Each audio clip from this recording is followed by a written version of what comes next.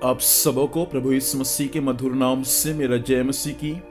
प्रियों जीवित परमेश्वर को फिर से मैं धन्यवाद देता हूँ। परमेश्वर पिता बीते रात्रि को संभाला, सुंदर दिन को दिखाया, इसलिए सारा आदर महिमा प्रभु यीशु मसीह को मिले। आइए मेरे साथ आज की भोर के समय परमेश्वर के वचन को पढ़ सकते हैं। व्यवस्था विवरण की पुस्तक उसका 11 अध्याय उसका 11 पद। यहाँ परमेश्वर के वचन में ऐसा लिखा हुआ है, परंतु जिस देश के अधिकारी होने को तुम पार जाने पर हो, वह पहाड़ों और तराइयों का देश है और आकाश की वर्षा के जल से सींचता है।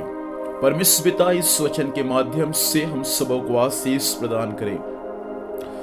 प्रियो, यहाँ पर सारे इस्राएलियों के बारे में दिया गया है जो मिस्र से निकलकर कनान देश की ओर जा रहे थे।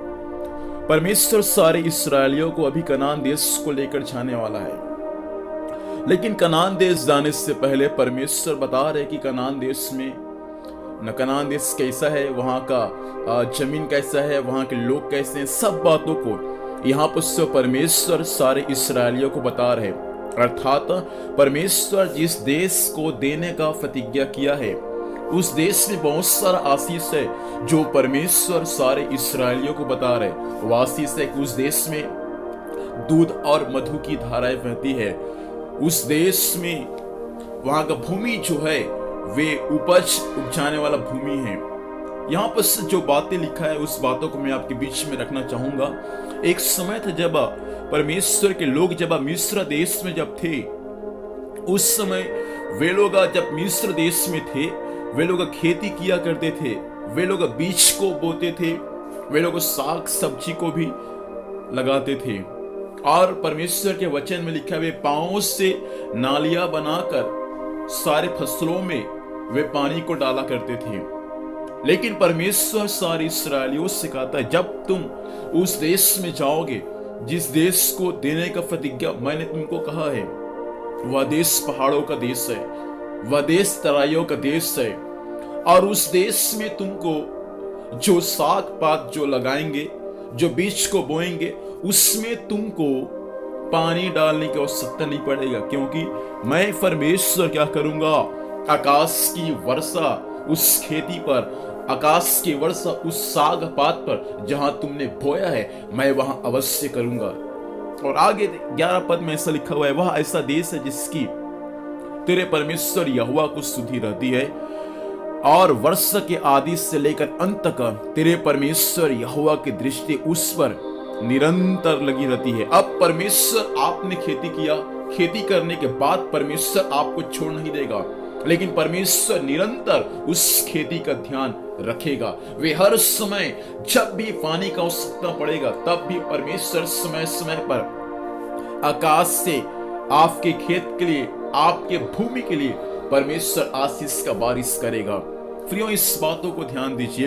परमेश्वर, एक समय था परमेश्वर के लोग मिस्र देश में जब खेती किया करते थे, खुद से पानी का व्यवस्था किया करते थे। लेकिन परमेश्वर कहता है, जब तुम कनान देश में जाओगे तो मिस्र देश के समान तुमको पानी डालना नहीं पड़ेगा, लेकिन मैं खुद आकाश से उस खेत के लिए जहां तुमने बीज को बोया, मैं खुद पानी का बंदोबस्त करूंगा। प्रियो, इस बातों को ध्यान दीजिए।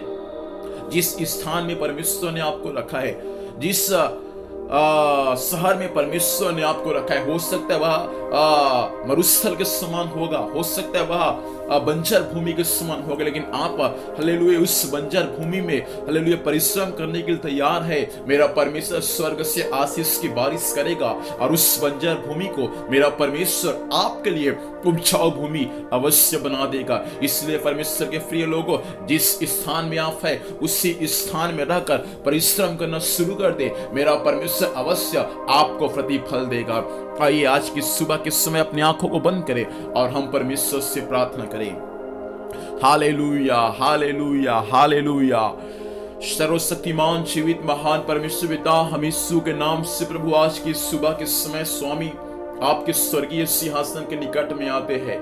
स्वामी, इस समय हम प्रार्थना करते हैं परमेश्वर पिता, वचन के अनुसार हर एक भाइयों के लिए पिताजी, हर एक बहनों के लिए पिता परमेश्वर, हर एक लोग स्वामी जिस स्थान में है स्वामी, उसी स्थान में पिता परमेश्वर परिश्रम करने वाले बन जाए स्वामी, ताकि बंजर भूमि यीशु के नाम से उपजाऊ भूमि में तब्दील होने पाए।